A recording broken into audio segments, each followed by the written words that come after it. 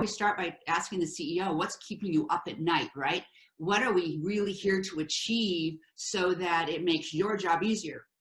Because that's really what this process does. It makes the CEO, the COO, it makes the leadership team's job so much easier to have everybody, you know, on the boat in the right seats going in the same direction.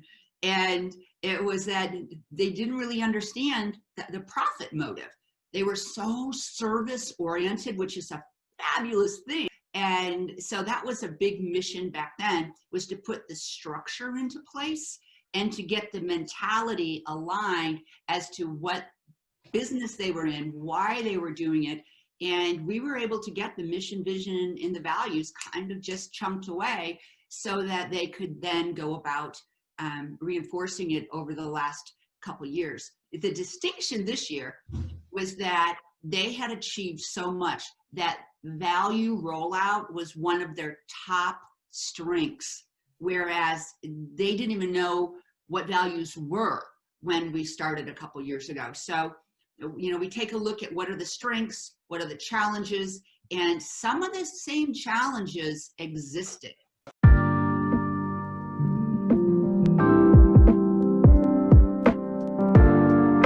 This model is absolutely phenomenal for bringing the best out of the team and unifying the voices, right? In the past, in my experience, I had used what everybody else uses, strategic planning sessions. And at best, I would say at 90% of the time, those sessions failed to keep alive throughout the year. It failed to be unanimous in voice. Everybody was on silos, so working in silos, as Murray just mentioned. And I find the stages of growth is probably the best replacement that I have found for that strategic planning, because it's all inclusive as to what needs to happen in an organization at a given stage.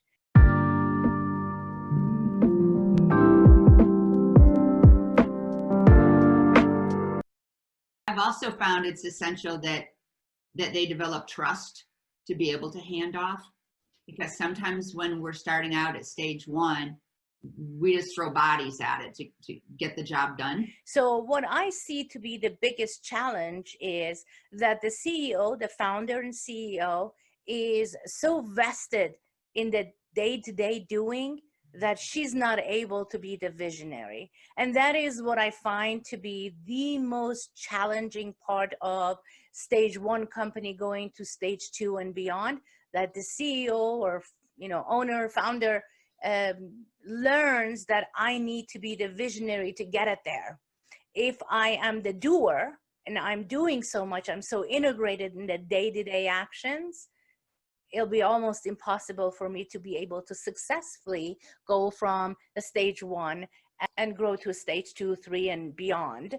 So that is a crucial factor for startups. We all know, even each of us running a stage one company, it requires a dedication to a vision.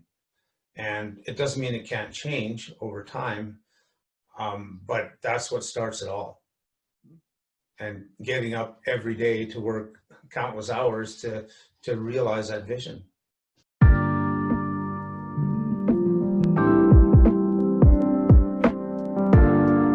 What I love about this model too is when you get this team together, they're not just thinking off the top of their head, which many strategic planning sessions do, and there's some value to that, you know, not to bash it too hard. But what I love about this is you've got data. You're not just, it's not just off the top of your head.